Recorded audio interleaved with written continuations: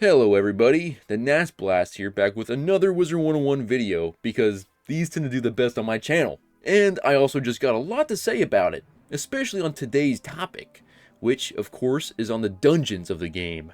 These and bosses are the focal point of the game and tend to break up the monotony of grinding through the story. And because of this, I want to just take a minute to put a spotlight on the ones that I would say are essential ones. Today we're going to be talking about the top 10 dungeons of Wizard101. I consider all these dungeons to be worth doing and are either on this list for being essential grind spots in the game, are unique and challenging, or just are outright dope and are highlights of the game to me personally. These are all going to be decently long dungeons too. I'm not counting any single boss instances or anything that contains less than 2 boss fights. Now, with all that said, let's get to the meat and potatoes of this video and get into these dungeons. Starting with what I put in the number 10th spot on the list, we have Hollow Mountain, located in the Pagoda of Harmony. This is the second and final dungeon of this area, and I'm pretty much putting it here because it is the earliest level dungeon that introduces players to cheat mechanics, making it stand out amongst the early game. Being a level 25 dungeon, it's not very difficult. The drops aren't anything too special, but can be worth it in the end. Plus this location just looks pretty dope. So yeah, it's a pretty cool dungeon to go through at least once, but isn't very essential in grinding or anything like that. So that's why I put it in the 10th spot.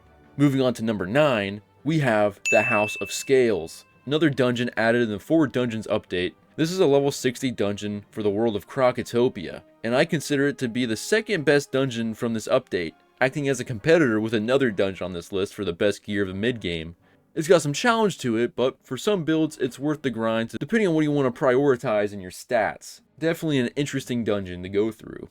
Next up, in the 8th spot, is the only classic dungeon that doesn't contain any cheats, the Great Spire. This is the final big dungeon of Dragonspire, and the first arc as a whole. In today's era, it's not too difficult, not having any cheat bosses that require new strategies, but it is a decently long dungeon with multiple boss fights, and thematically just looks awesome. Taking place in a giant volcanic base that leads up to a tower that you have to grind through, that eventually culminates in the final battle with Malistaire, as well as having the first kinda cutscene in the game. I felt I had to include this one just because it is the original big dungeon, and it is a major milestone for players to overcome. Plus the gear and drops aren't too bad either. And with that, we'll move right on into number 7. Here I put Nastrond. This is a level 60-ish dungeon, and it is the final stop in the side world of Grizzleheim. This is not an essential area as far as progressing through the story, which could be said for all of Grizzleheim, but I do highly recommend grinding to get here. Nastron is for sure a challenge for the level you would probably be when you get here, having multiple boss fights, 2 of which is a boss fight against 4 bosses, and the second one is a very unique boss fight with interesting cheats. The drops are meh, but the experience is definitely worth it. Also, if you want to see me and my homie run through this dungeon, well, you know, it's his first time ever doing it, during his first actual playthrough of the game. Oh, you're right. Oh, dude, I saw a wraith and thought it was Scarecrow. Oh, dude, you are almost dead. I'm good. I'm good. I'm good. Don't worry about Let's me, see. Ness. 1,000? 1,000? What did she do, dude? Go check it out on my second channel, the NAS Cast. There's some ore. I'm gonna get it. You better not, dude. You better, dude. Get the red mandrake over here. There's some mushrooms back there too. And all It just looks so appetizing, dude. Oh, I know, but I need it. Okay. About to redo my deck completely. Okay. Oh, she's already in. What the fuck is she doing? Anyways, all in all, it's a pretty decent and memorable dungeon, and is worth doing on every wizard, which may not be the case for the next controversial pick. Taking the spot at number 6, the Tower of the Elephant. Yet another level 60 dungeon, which may be the best level in the game, with a decent collection of challenging dungeons that opens up when you get here. This one being probably the most challenging of them all at that level, while also having the weakest loot drops. Pretty much putting this dungeon up here just for the challenge and uniqueness of the boss fights. Now, I wouldn't recommend always going here when you get a wizard at this point. Honestly, it's not really essential at all. You could very well just never come here, but if you're up for the challenge and the game has felt too easy up to this point, I highly recommend taking on this challenge. And in the end, if you beat it and feel satisfied with the challenge, well, you'll be happy to hear that this was a sample of things to come, Now that we're halfway through the list, I'm going to be talking about some of the most essential and worth doing dungeons in the game. But before I get to the ones that everyone would probably have on their lists, I want to bring up a personal favorite of mine. Sitting in the number 5th spot on my list is the Trial of Spheres in Celestia.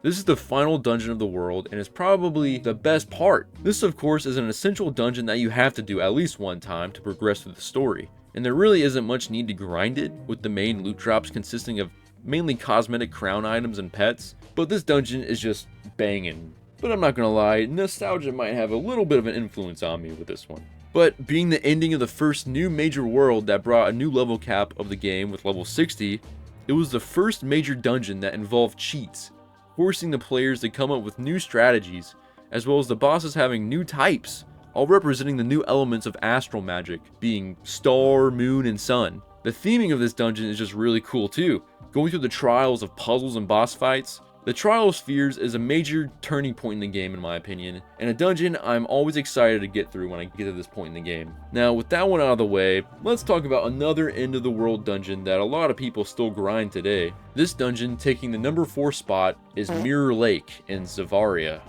This dungeon is a level 70 dungeon. Kinda. I mean, you don't have to be level 70, but that's probably what level you'll be when you get here. There are some interesting boss fights here, mainly the one where you fight 4 bosses at once that are all astral tribe ghosts and whatnot, but it has a pretty weak conclusion, fighting against 4 basic storm spiders. Even the fight against the ice Goliaths right before this is more challenging in my opinion. Besides the one cool boss fight I mentioned, the only reason this dungeon is so far up on this list is because of its drops. There is some pretty good crown gear that drops here, some of which is energy gear, pretty essential stuff, and pretty useful for doing side activities like pets and stuff, as well as being a major spot to farm mega snacks for your pets too, which are very valuable, especially if you don't got the couch potato farm set up. But yeah, other than that, there's not much to say about Mirror Lake.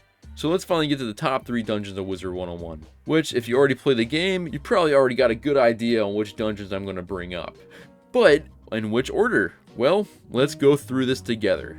Coming in at the number 3 spot, I have Mount Olympus in Aquila. All 3 of the Aquila dungeons could have been on this list, but I wanted to show off some other dungeons, you know, spread the spotlight around. So I only decided to go over one dungeon from this area, that being Mount Olympus, because that is definitely the most grinded and most important dungeon in this area. This is the earliest gear grind in the game, dropping the best gear for level 30 that goes all the way up to level 60. Really good gear, but being early game, you don't really need it.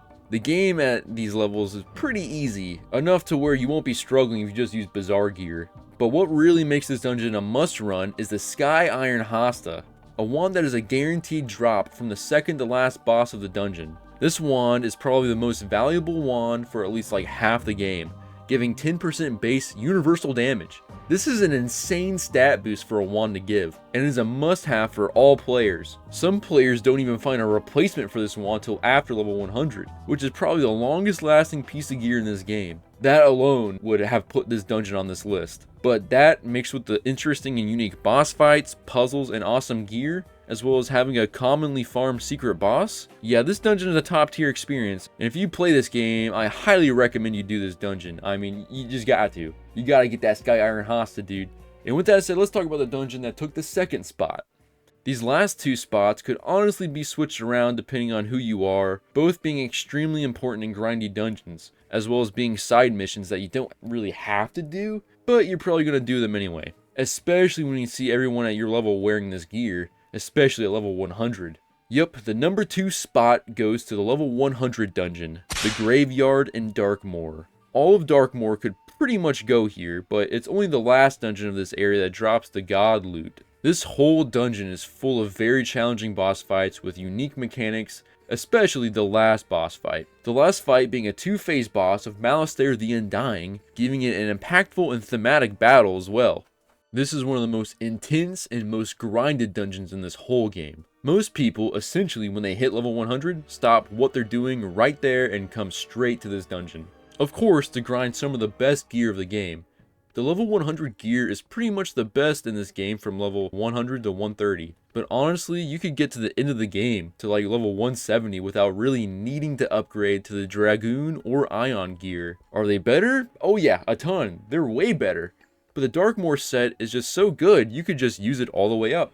It pretty much stands as like the new base gear for in-game. Yeah, the gear is pretty busted, and the fights are crazy too. But what could possibly top it? Well, I figure most of you have a pretty good idea. Sitting on the throne of my #1 spot for the top dungeons in Wizard 101 is, of course, the Waterworks in Crab Alley. Crab Alley itself is such a mediocre area, but it houses probably the most essential dungeon in the game, as well as probably the most iconic. This is the original Big Boy dungeon, released after the first level cap expansion of level 60 with Celestia. There are a ton of good dungeons at level 60. I mean, we've gone over most of them in this list, but this one, as far as gear, almost makes the other ones kind of pointless. Almost. The other ones like Nastron and House of Scales are still good for the challenge and experience for sure, but Waterworks just drops the top tier gear for level 60, and it's the best gear all the way up to level 100, so you know, till Darkmoor, and that is a big chunk of the game. And around those last couple of worlds before you hit level 100, this gear is pretty much a necessity. There are a couple of gear sets that could be used as placeholders, like of course the House of Scales gear or the Crafted Winter Tusk gear, but for the most part, the Waterworks gear is still better, even if it's slightly. All in all, this dungeon is the most impactful in the game, giving essential gear and having challenges and unique boss fights unlike any other, with a couple puzzles sprinkled in there too. I don't think I've ever gone through and played this game past level 60 without grinding Waterworks first. And if you play the game, you'll notice every player's like that. You're not going to be in a later world from 60 to 100 without seeing a dude wear at least one piece of Waterworks gear. Yeah, and that alone pretty much makes this, I think, the top dungeon in the game. Alright, yeah, I mean, that's the list of the top 10 dungeons. I know for a fact, especially in the top 3, people are going to disagree and switch them around. But yeah, if that's you and your list looks different from mine, go ahead and share your list in the comments. If you like this video, make sure to subscribe because I'm coming out with some more content, especially Wizard 101 content. And if you want to check out my second channel at the Nast Cast, I'd appreciate it. And on that note, I am the Nast Blast, and I'll see you next time. Have a nasty night, and peace out. Come on, big boy. Oh, yeah. Oh, yeah, dude. Both the sub-bosses are dead. We're cooking now. Yeah. This is the first time I'm going to beat this. So next I'm just turn. hitting. Oh, what? Oh, dude, that was a bad move. You were just saying how ass that spell was. Well, it was enhanced, bro. It was shiny gold. It was shining gold. I had to. Dude, I was about to one-shot him, but you took the feint away. Now any feint I put on him is gonna suck, cause like it's. Oh, dude, that was a bad move. Bad play, dude. 885 damage, dude. Hey, 885 off the back. Come on, bro. Let it. Dude.